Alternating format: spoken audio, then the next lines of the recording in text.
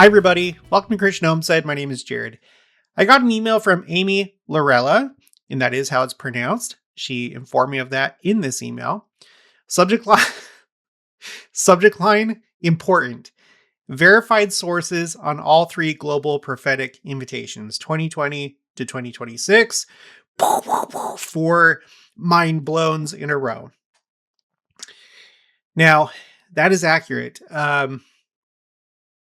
I have done a lot of additional work in preparation for this video because I expanded my research into these special invitations for fasts. I also created another new spreadsheet, and I'm seeing more of the bigger picture and came across something that I was pretty mind-blowing to me. That's going to come toward the end of the video because we're going to do this in chronological order. Okay, but what did Amy say in her email? She said, "Hi, Jared. I'm hoping you're doing well." Thank you. I am. "I wanted to reach out because your July 5th video on worldwide fast came at the exact moment I was ending my own fast. In the last hour of my fast, I was quietly pondering how to close it and what the Lord wanted me to understand. I felt impressed to look into the worldwide fasts from 2020, and then almost perfectly timed, your video appeared. It honestly gave me confidence in the impressions I was receiving, and it encouraged me to dig deeper. I really appreciate the work you do. Your research is always careful, thoughtful, and spiritually grounded. Because of your video, I went back and verified everything from official church sources and wanted to share what I found. The connections are even bigger than I realized, and I thought you might find them meaningful for your own study. Here are the verified details. Worldwide fast number 1, March 29th, 2020. Announced March 26th, 2020. President Russell M. Nelson invited the entire world to fast for relief from the physical, emotional, and economic effects of COVID-19. And then she provides the link. Worldwide fast number 2, April 10th, 2020, which was Good Friday. And President Nelson said that in his talk. Announced April 4th, 2020 during General Conference. President Nelson invited the world to fast again, only 12 days after the first fast. For the pandemic to be controlled, caregivers protected, the economy strengthened, and life normalized. And then she provides the link for that. And then this. I'm glad that Amy sent this email because it expanded what this new spreadsheet is going to be. I created a spreadsheet specifically for fasts, and I realized that there are other notable times when the prophet has asked a certain group of people. Sometimes it's church-wide, sometimes it's for the youth, sometimes for the women. I realized that there are other invitations out of the ordinary that have been issued by the prophet. And so what I did is I took this spreadsheet called Timeline Fasts, and then I added and invitations. So now it's Timeline Fasts and invitations. And I'm really glad that I did this because, like I said, I feel like I've started to see the bigger picture with a few things. I'm excited to share it with you. Okay, back to the email. So she just talked about those first 2 fasts, and then we had this worldwide gratitude invitation, November 20th, 2020. And there's something really interesting about this that we'll get to in a minute. Amy says this wasn't a fast, but it was a global prophetic invitation. President Nelson asked the world to flood social media with gratitude, #GiveThanks, as a way to bring healing, unity, and spiritual clarity. It came exactly 7 months. Oh, I'm just realizing that that's something I probably should add to my spreadsheet for President Nelson's sevens. There's a lot of things that happened in his presidency that came in sevens, and this is just potentially another one. Okay, it came exactly 7 months after the two fasts and acted as a kind of quote unquote caps or spiritual capstone to the 2020 season. Okay, we're going to look at this closer in just a minute. And then worldwide fast July 5th, 2026, announced by the first presidency, purpose, religious liberty, peace, and protection of covenant space. Okay, now here's Amy's analysis. The pattern, when you place all four events together, a very clear spiritual progression emerges. Okay, the first fast, humbling and pleading for relief. The second fast, healing, protection, and stabilization. The third, invitation, gratitude, unity, and spiritual recalibration. And then the third fast, or the fourth item on this list, religious liberty and covenant protection. It forms a sequence that feels deeply intentional. Humbling leads to or progresses to healing, and then to gratitude, and then to covenant protection. That would be really interesting if that's what is intended by this series of fasts and invitations. You might be saying, well, you have President Nelson and you have President Oaks. They're two different people. They probably didn't coordinate it.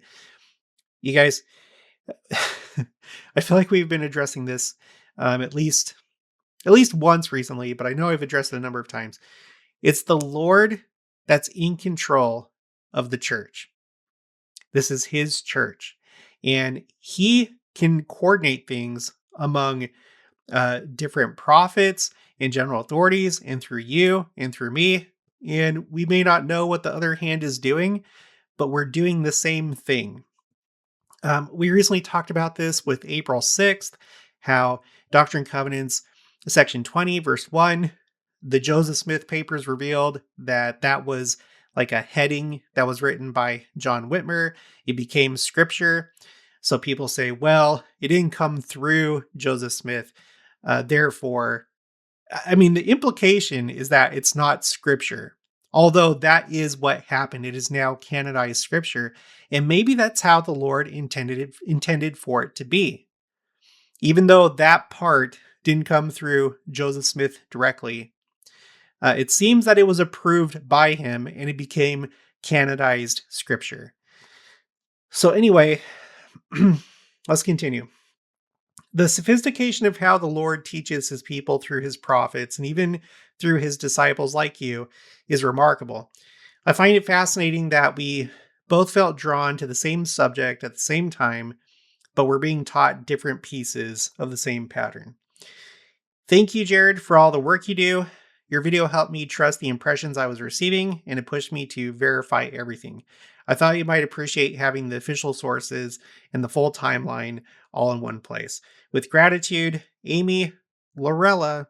P.S. My last name is pronounced Lorella, even though it is spelled Lorilla.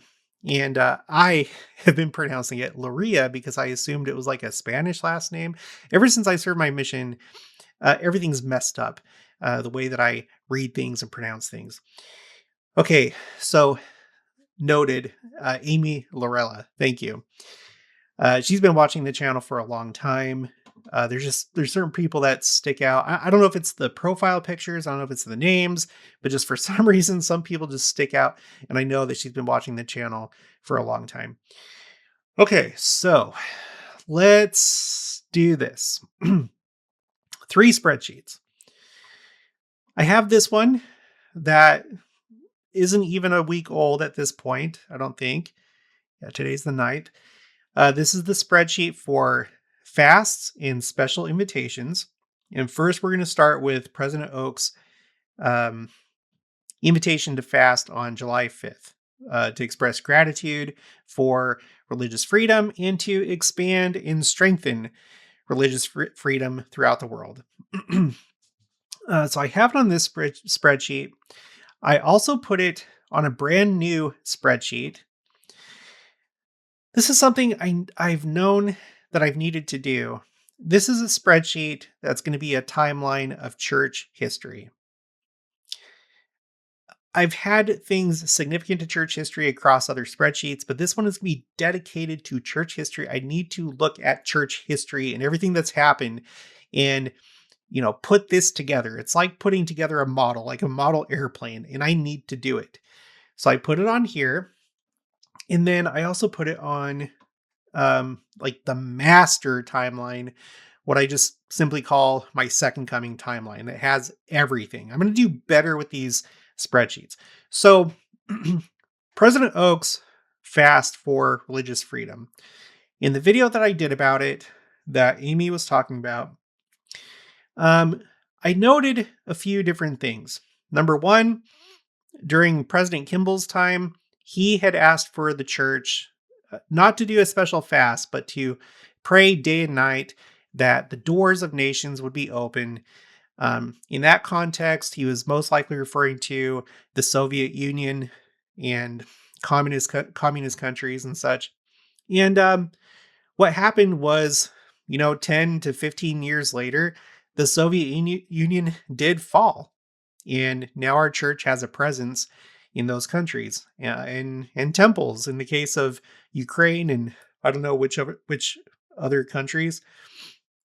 So nowadays in 2026, we still have some work to do as far as getting into other countries. And everyone knows that the big one is China, but we also have countries like Cuba and North Korea. We also have, the Middle East and some African countries that are Muslim countries. So I've wondered, is this going to help us bring the gospel to those countries? We already are in the case of like immigrants that come from those countries or people in those countries that have access to the internet that maybe find the church. But as far as like us actually sending missionaries there, will this fast lead to that? I think it could. We'll have to wait and see. But what I do know is that the day before was July 4th, and the purpose of the fast, or it coincided with America's 250th anniversary on July 4th. On that day, it turns out, we had one of these unusual aurora displays that could be seen throughout the United States, and I missed it, but I'm glad that some of you were able to see it. So I don't think that that's coincidental. We had a sign in the heavens on that day. And this came just 4 days, like the fast itself came 4 days before we had these 55 new missions created. Thankfully, we have religious freedom here in the United States, and this is a big expansion in missionary work. These missions are being created because of an influx of new missionaries as well as just growth in the church in general. So we want more of that. This was a record-breaking number, 55 new missions created, and hopefully this fast will lead to many more missions being created. So I don't think the timing is just random. I don't think it's just coincidence. I think it's all working together. The Lord is doing his work. He's hastening the work. Okay, so we have that. Now, let's go back to the fasts and invitations spreadsheet. Amy brought up the worldwide message about gratitude, and there was also special invitations in that. So let's take a look at that. Before we look at what he actually said, I just want to point this out. I always got to point this out. This is from Sheri L. This was a BYU Hawaii devotional called Prophets Can See Around Corners. And this is just so fascinating. This really illustrates that the Lord, his hand is in this. He's directing all of this. Okay, she said, 2 years ago, I saw President Russell Nelson see something I could not see. On September 17th, 2020, I was among those invited to a communications meeting with President Nelson.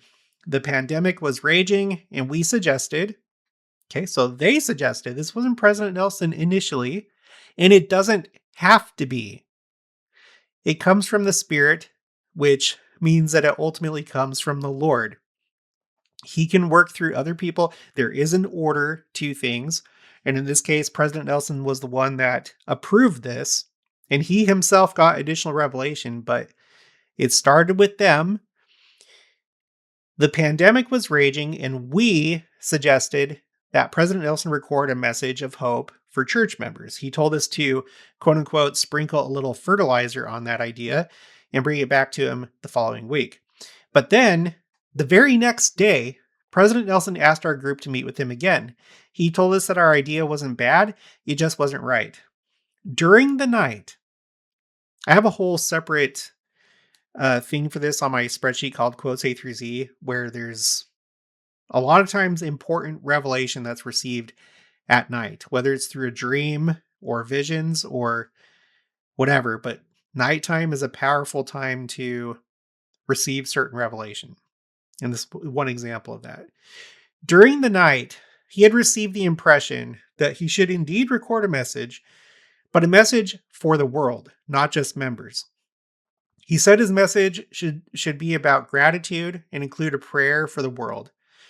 He told us the exact day and time the video should be released and even how long it should be. I'm so glad that Sheri L shared this story. And actually, President Nelson also shared some of this in the church's inspiration blog on the church website. I don't know if that's still active or not. I think it's back when the church was experimenting with that.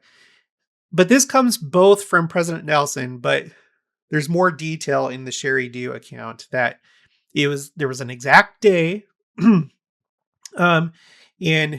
there was an exact day and time that the video was supposed to be released, and even how long the video was.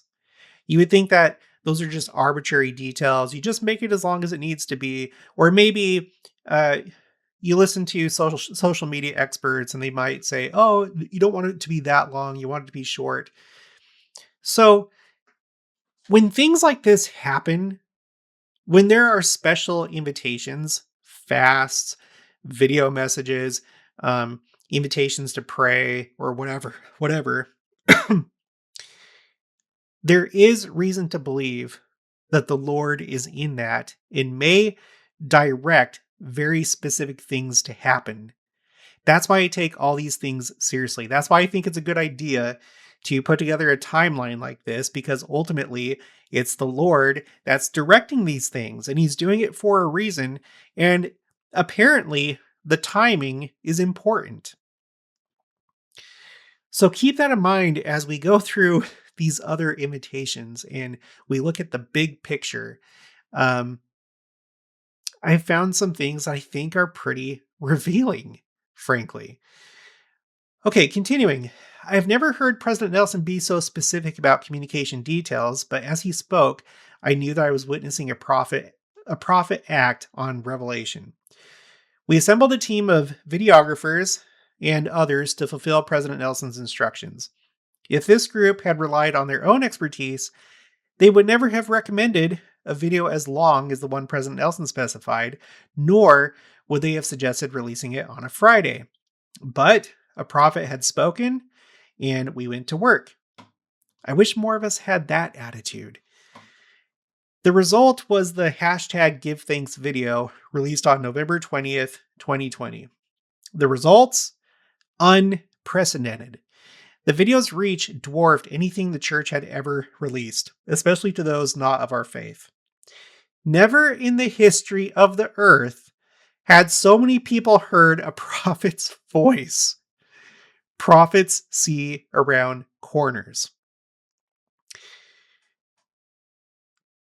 So we should probably pay attention to what the prophet says.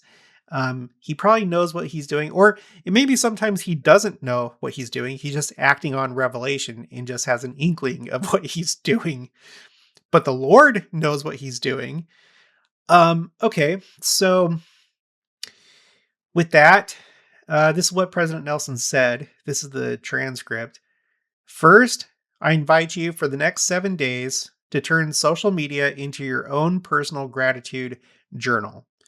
Post every day about what you're grateful for, who you're grateful for, and why you're grateful. So, this is a time where he's asking us to use social media. I point that out because as we progress through this timeline, there's other times where he asks us to withdraw from social media.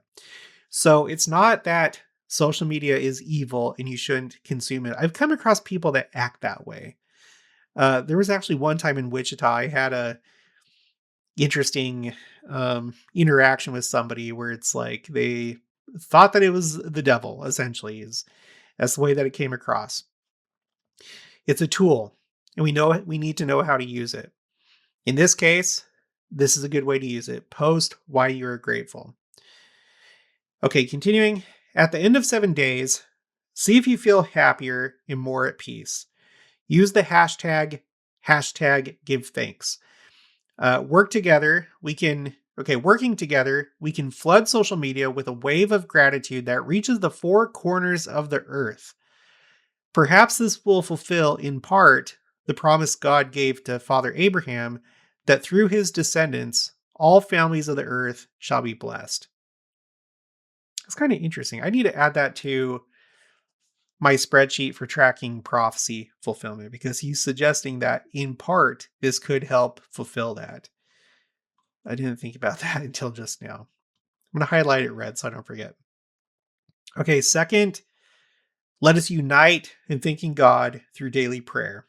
Jesus Christ taught his disciples to pray by first expressing gratitude to God and then petitioning him for the things we need.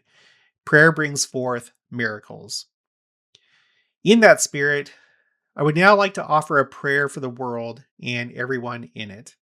As I pray, I hope you'll feel inspired to do the same, pouring out your heart in gratitude for the countless blessings God has given you and petitioning him to heal our hearts, our families, our societies, and the world at large.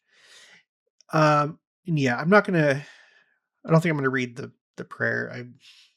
Let's just end right there. I don't want this video to go too long. Okay, but this is what happened. So 7 days of posting on social media, uniting in prayer, and yeah, giving thanks. Okay, back to this timeline. So prayer, uniting in prayer and expressing gratitude.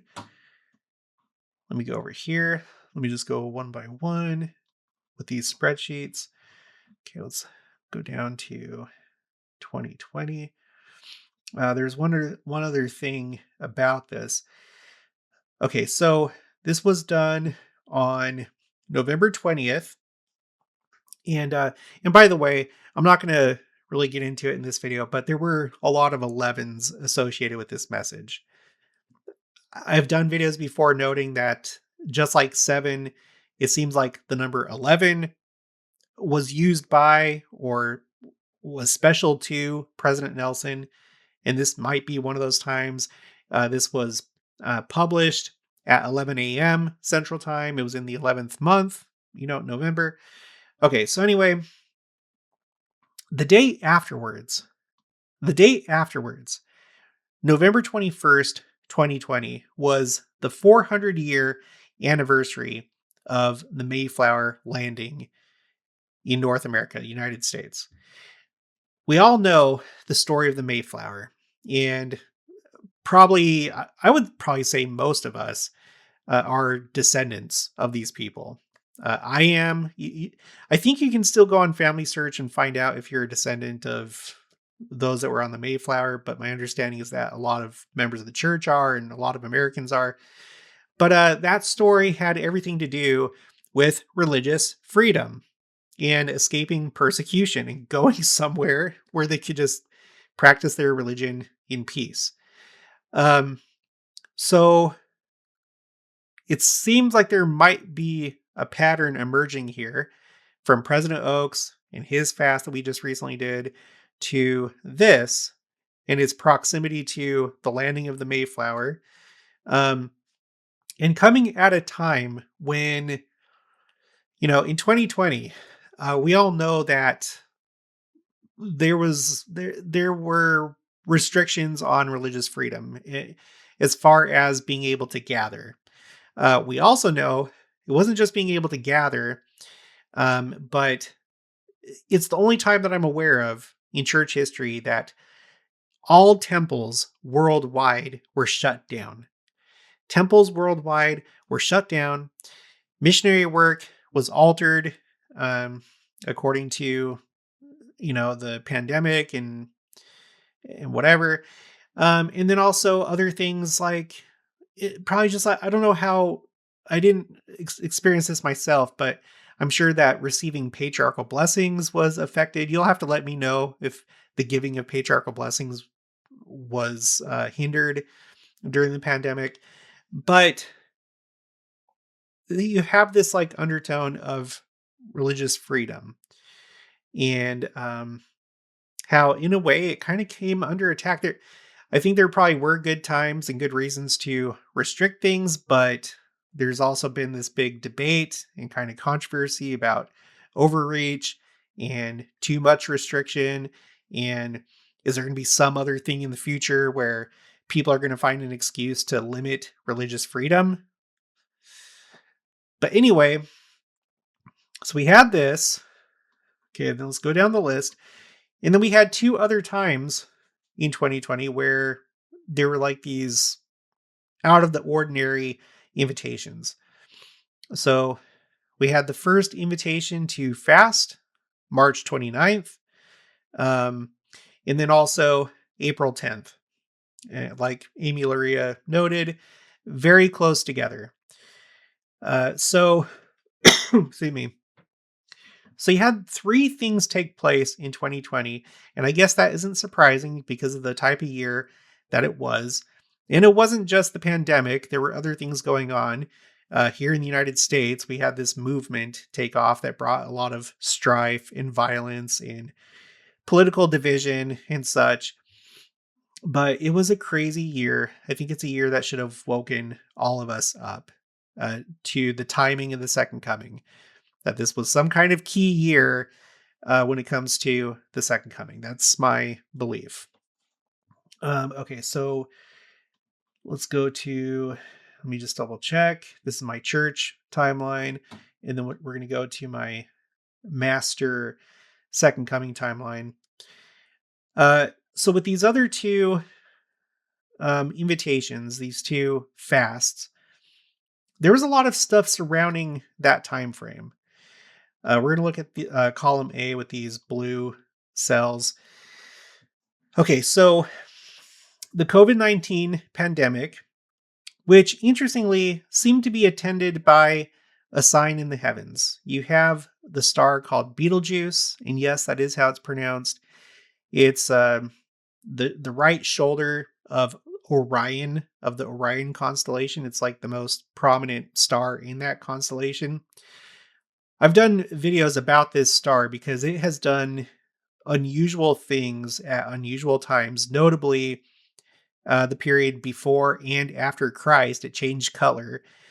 It used to be described as just like a yellow star, is my recollection. And then about the time of Christ and afterwards, it turned red, or like a reddish color, which makes you think about Christ and the atonement. Well, as the pandemic was beginning, this star went through a process called, or some kind of anomaly called the Great Dimming, where there's like theories as to why this happened, but the fact is, from our point of view, the star went dim. There was something obstructing it, or something was going on to where it became darker from our point of view. And that lasted for a while. You can see that began sometime in November. The next month is when the pandemic began. And then in January, it reached the United States. And then on March 13th, we had the earthquake in Magna, Utah, which is in the Salt Lake Valley, which caused the angel Moroni of the Salt Lake Temple to drop his trumpet, something I had no idea was even possible. That's a very clear sign. Um, and then 2 days after that is when missionary work changed and some missionaries were called home. And then 5 days after that, all temples worldwide were closed. So the work of the kingdom almost came to a complete halt. It was greatly interrupted, and religious freedom, you could argue, was restricted. Um, and it seems that there probably was, in some cases, I think, overreach. Then we had the fast that was called for. This was just, 4 days after all temples worldwide were closed. So they were closed, and then 4 days later, that's when there was the first request for a fast on Good Friday. And then April General Conference, uh, we commemorated 200 years since the first vision, which began, officially began the restoration, the last dispensation. Um, and along with what happened later in that year, the 400-year anniversary of the Mayflower landing, you could say this kind of goes hand in hand. The 200 years since the first vision, 400 years since the Mayflower. A new proclamation was introduced. Only the sixth one in church history. We only have six. This one is titled the restoration of the fullness of the gospel of Jesus Christ. So it has everything to do with the restoration and religious freedom. Religious freedom in the United States is why this was allowed to happen, why the Lord has a special interest in the United States and has inspired the Constitution and kept this land separate physically from other countries, other continents. We did a Hosanna shout. And then, interestingly, a temple was announced for Dubai in United Arab Emirates. And that's one of those places that we were talking about earlier where you don't see a whole lot of religious freedom. I'm talking about the Middle East in general, in like North Africa and other Muslim countries in Africa. You don't have a whole lot of religious freedom. But the conditions are such in this country because they have so many immigrants. And this is not an exaggeration. 80% of their population are immigrants from outside the country, from all over the place. United States, Europe, India, Australia, all over. And so there's a ton of diversity there. That's why it happened, but it's still significant that in a region that's been so closed off, that now we have a temple announced for that place. Religious freedom as all this is going on. And then 5 days after that, the second fast was called for. Okay. So that's really interesting to think about. These three events in 2020, the two fasts, the prayer, the united prayer, and the call for gratitude, coupling those with this recent fast, it feels like a lot of it has to do with religious freedom. In just this final battle, Satan trying to smother the church and trying to restrict things. And it just feels like it all goes together, doesn't it? Okay, well, let's move on to the next thing. There was a invitation in 2020, February 26th, to hear him. Do I have that pulled up? Oh, I thought I had something pulled up for that. Maybe there wasn't really anything to read. But there was the invitation to hear him. And I've done videos where we have wondered, could this be a reference to the Book of Mormon in 3rd Nephi? How after the destruction, before Christ descended, they heard a voice and they didn't understand it the first couple times, but they were hearing him. And then it was only I think the third time that they heard him and understood what the voice was saying. And then after that is when Christ came down.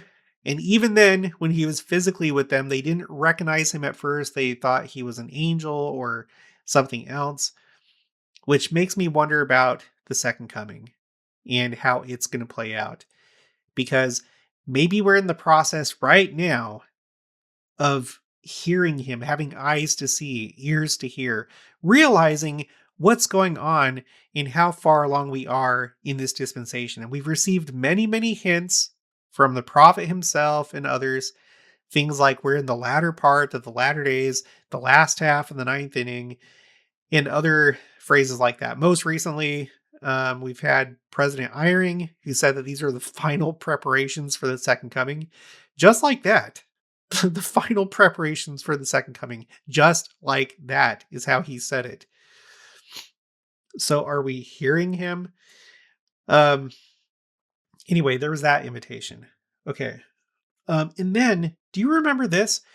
We go to the first year of President Nelson's presidency, 2018, and there were two very similar things. Um, let's do it like this. Let's go to the first one. So in between his two first general conferences as president of the church, there was the worldwide youth devotional called Hope of Israel.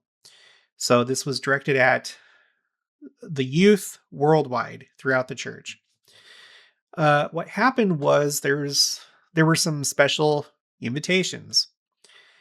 We're gonna go, and this is one of those times where we're told that maybe these days are latter. How'd she say it? This was Sister Nelson. We are, after all, Latter-day Saints, but perhaps these days are more latter than we have ever imagined. And we just got to point that out. But toward the end, President Nelson issues 5 invitations. You remember these? Number 1, hold a 7-day fast from social media. That's so interesting because in his message of gratitude, the hashtag give thanks message, he actually asked us to post 7 days in a row on social media, showing our gratitude for various things. But in this case, hold a 7-day fast from social media.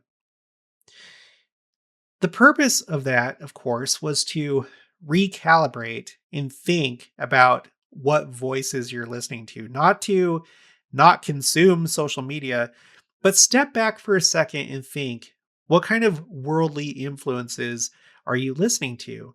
And how are they influencing you? Right? Content creators, they're called influencers because they do have influence, and I've seen it myself, and I'm trying to do my best to be a good influence. I hope that I am. And I've been very pleased by the things that you guys have shared with me, including you, Amy, just now, but others too. And so I feel grateful to be able to do this. But you think about what was going to happen 2 years later in 2020 and all the voices and all the influences at that time, trying to persuade you to their politics and to their way of viewing the church and, whatever. So I wonder if, and I know that this was inspired, and it probably had something to do with what was going to happen a couple years later, and then even until today, because we've seen a proliferation of content creators and influencers across all platforms: YouTube, Facebook, TikTok, Instagram, so on and so forth, X. So I feel like this was pretty timely. This is directed at the youth. So that's invitation number 1. Number 2, make a weekly sacrifice of time to the Lord for 3 weeks. And then the next ones are not like really time bound invitations. Number 3, keep on the covenant path. If you are off, repent and get back on the path. Number 4, pray daily that all of God's children might receive the blessings of the gospel of Jesus Christ. And number 5, stand out. Be different, be a light, Give to a friend one copy of the booklet for the strength of youth. Okay, so that was to the youth. And then, interestingly, later that year, in the October General Conference, he had a very similar invitation for the women of the church. Let's go to that. Okay, this is called Sisters Participation in the Gathering of Israel, October 2018 General Conference. He has 4 invitations. First, I invite you to participate in a 10-day fast from social media. So interesting, a 10-day fast. This is another one of those numbers. Not every number is one of those numbers, by the way, but 10 is. We've talked about how the number 7 is viewed as a number of perfection and completion, the completion of a cycle of creation. But 10 is also viewed that way, at least in Judaism. It's viewed as a number of perfection, completion in a mathematical sense, also in an esoteric sense with Kabbalah and the Sephirot. But it's also one of those special numbers. So a 7-day fast for the youth of the church, and then a 10-day fast for the women of the church. I guess I might as well just say this too. We've talked about this, but it's been a while. How President Nelson was the 17th president of the church. 7 plus 10. You may think it's silly, but I've done videos about it, and I don't think it is. I think it meant something. He was the president of the church that was all about the second coming. And in the book of Revelation, the number 7 is repeated over and over and over again because it symbolizes the completion of God's work before the second coming in the millennium. First, I invite you to participate in a 10-day fast from social media and from any other media that bring negative and impure thoughts to your mind. Pray to know which influences to remove during your fast. The effect of your 10-day fast may surprise you. What do you notice after taking a break from perspectives of the world that have been wounding your spirit? So notice that he says perspectives of the world, because sometimes people will attack good influences and good content creators, and that's not the case. There are people that are trying to persuade your politics. That's a big problem. There are also just these lost spirits that lead you onto what I call strange roads. I have a playlist that I recently created called Strange Roads, or Avoiding Strange Roads. Just because a person is a member of the church does not mean you should trust them. You have people over here, you have people over here, you have people that are over here.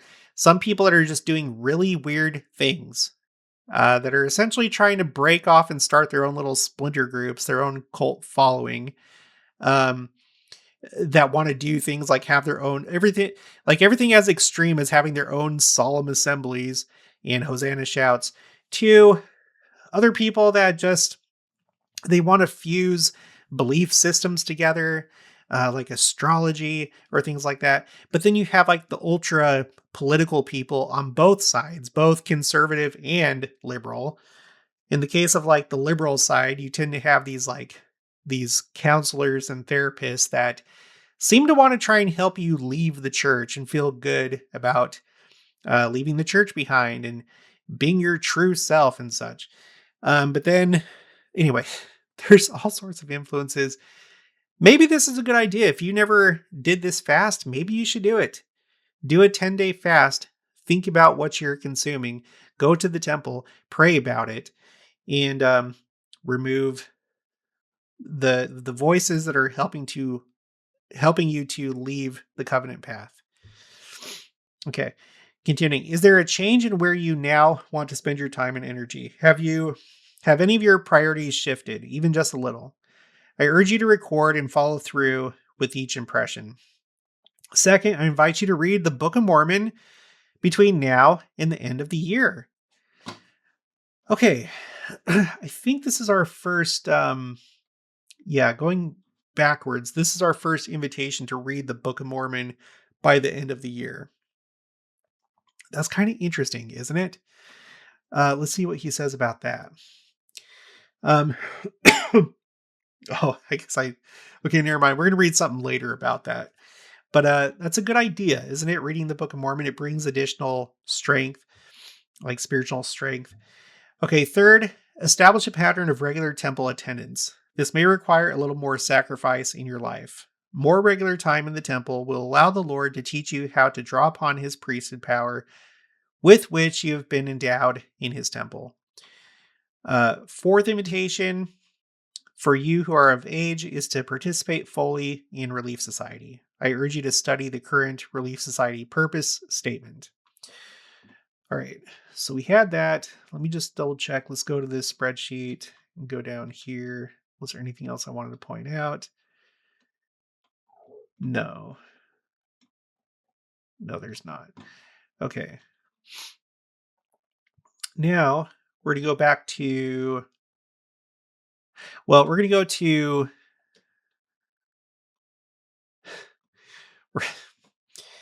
we're going to go to 2017, April 2017 General Conference. This is President Thomas S. Monson. I don't know if I'm going to put this on my spreadsheet for invitations.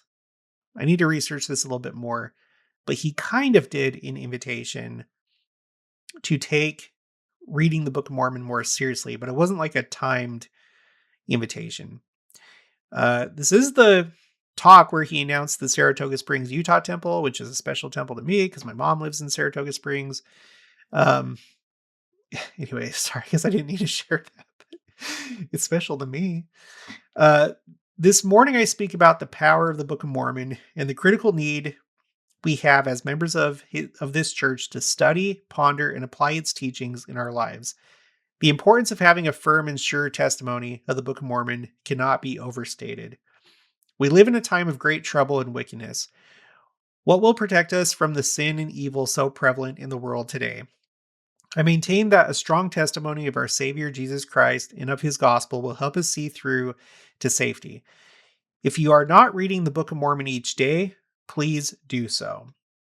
Okay, so he asks us to do that. And then later, my dear associates in the work of the Lord, I implore each of us to prayerfully study and ponder the Book of Mormon each day. As we do so, we will be in a position to hear the voice of the Spirit, to resist temptation, to overcome doubt and fear, and to receive heaven's help in our lives. Okay, so he did that in 2017. It was not like a timed invitation, which is kind of like the qualifier for my spreadsheet, but I'm still thinking I might add this. But then you go to 2005. Now, this is what really kind of blows my mind. I don't think I would have realized this unless I did this exercise of putting together this spreadsheet. So we have President Gordon B. Hinckley, and he did an invitation to read or reread the Book of Mormon by the end of the year.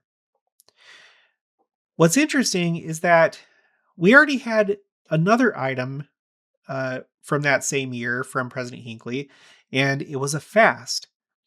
So on January 2nd, he asked the church to do a fast for the victims of the earthquake and tsunami that hit Southeast Asia. This must have been a really important sign, I'm thinking, because he asked us to do a church-wide fast, and I don't have a whole lot of those on this spreadsheet.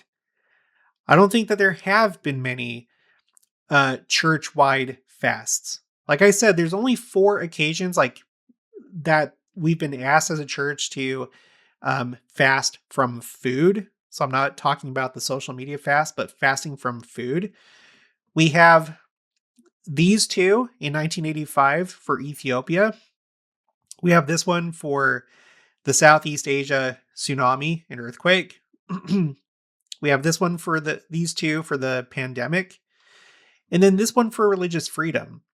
So there's like only 4 occasions where we have done like a church-wide fast or a fast throughout the United States. And this was one of them.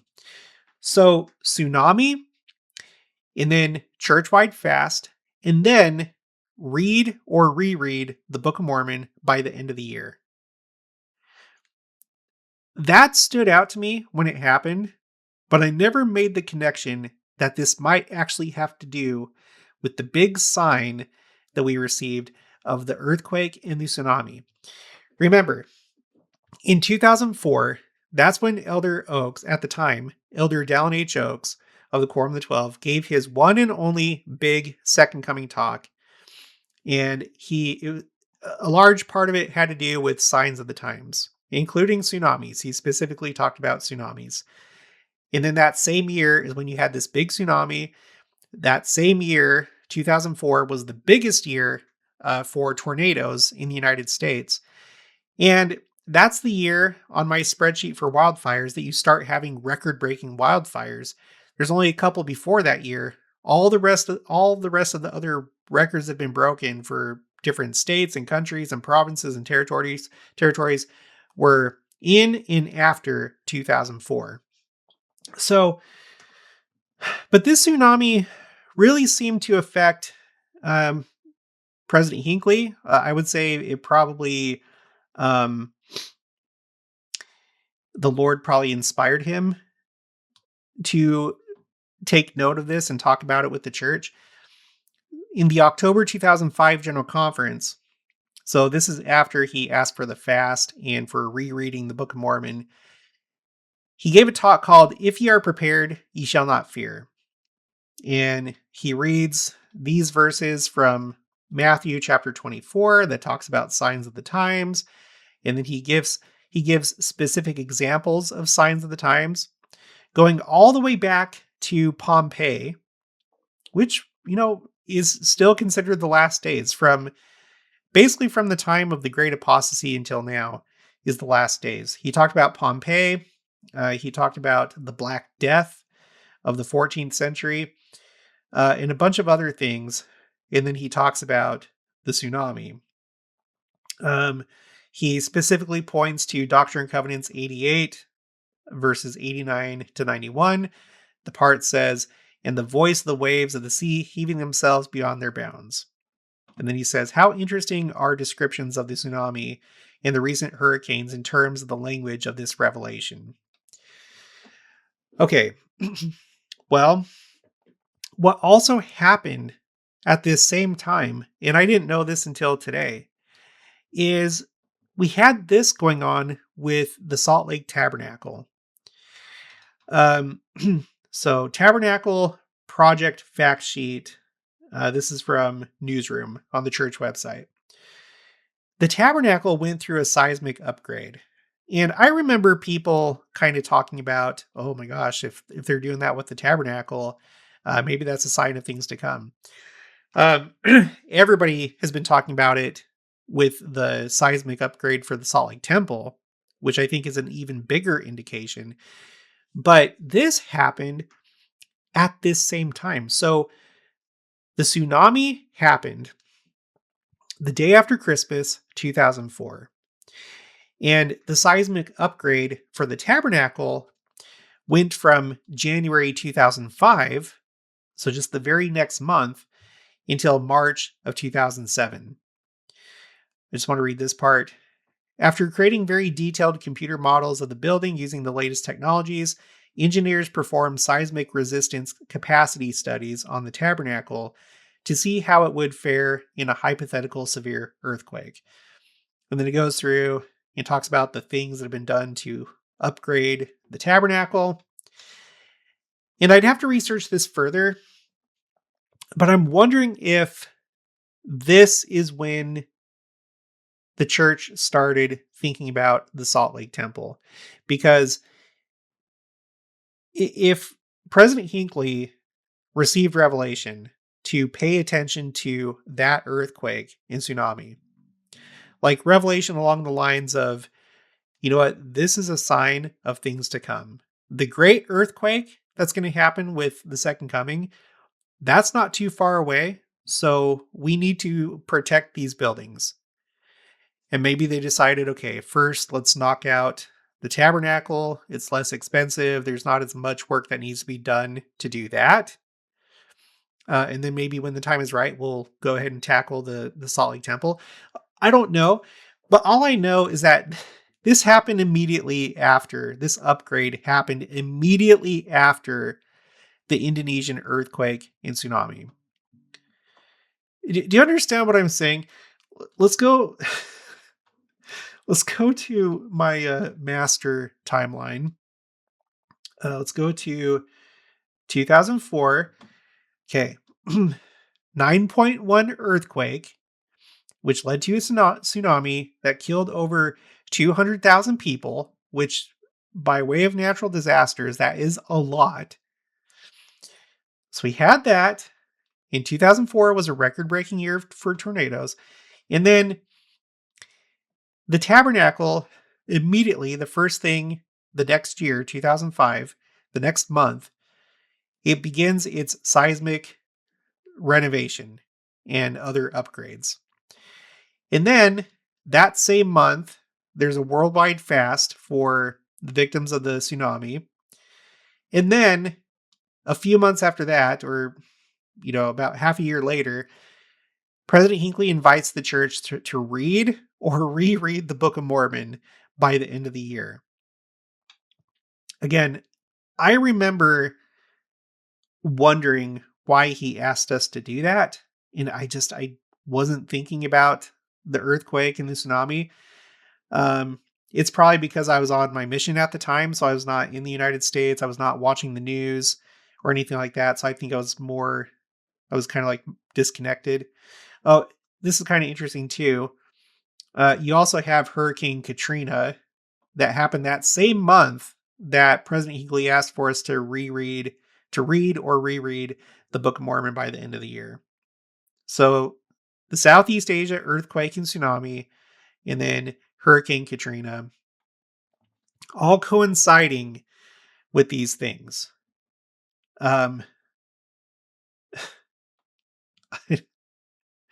This could have been, for all I know, I don't know this for sure, but this could have been the beginning of them thinking about renovating the Salt Lake Temple. This could be one big long story, 2004 until now, until next year, 2027.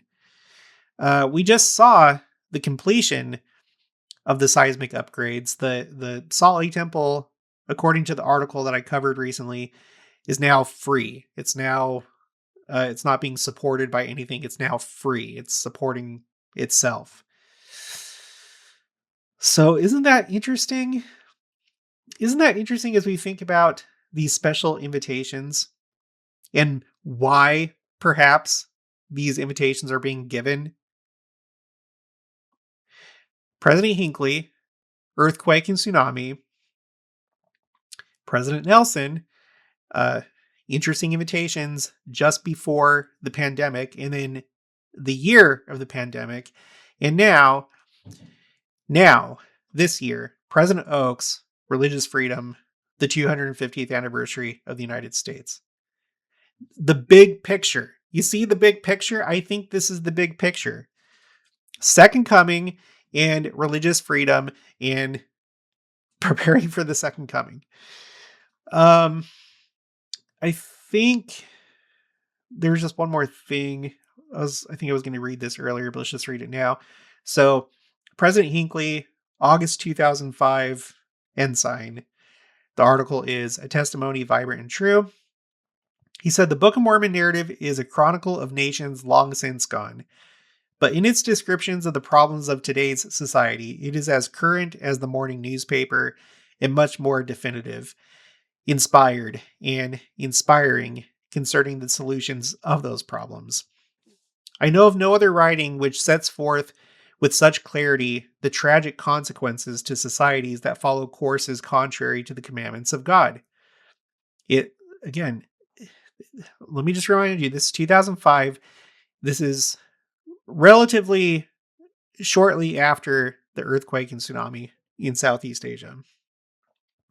Its pages trace the stories of two distinct civilizations that flourished on the Western Hemisphere Each began as a small nation, its people walking in the fear of the Lord, but with prosperity came growing evils. The people succumbed to the wiles of ambitious and scheming leaders who oppressed them with burdensome taxes, who lulled them with hollow promises, who countenanced and even encouraged loose and lascivious living. These evil schemers led the people into terrible wars that resulted in the death of millions and the final and total extinction of two great civilizations in two different eras. No other written testament so clearly illustrates the fact that when men and nations walk in the fear of God and in obedience to his commandments, they prosper and grow. But when they disregard him and his word, there comes a decay that, unless arrested by righteousness, leads to impotence and death. The Book of Mormon is an affirmation of the Old Testament proverb, righteousness exalteth a nation, but sin is is a reproach to any people. Later on, we studied the Book of Mormon in Sunday school this past year. Nonetheless, I offer a challenge to members of the church throughout the world and to our friends everywhere to read or reread the Book of Mormon. If you'll read a bit more than 1.5 chapters a day, you'll be able to finish the book before the end of this year. Without reservation, I promise you that if each of you will observe this simple program, regardless of how many times you previously may have read the Book of Mormon, there will come into your lives and into your homes an added measure of the Spirit of the Lord, a strengthened resolution to walk in obedience to his commandments, and a stronger testimony of the living reality of the Son of God. Okay. I think that's all I have to share for this one. So I just feel like I have a much better perspective on what's been going on this century. The big things. I really think that earthquake and tsunami was a big deal. It was a big sign. I think that the earthquake that affected the Salt Lake Temple in March of 2020 and the Angel Moroni dropping his trumpet was a big deal. I think these renovations are big deals.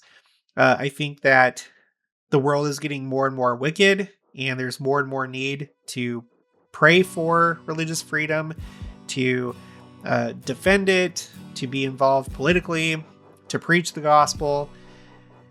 We're living in crazy times, and here we are all these years later after that earthquake and tsunami. And well, I think President Nelson said it best in 2019, that time is running out. All right, that's going to be it for this one. I'll talk to you guys later.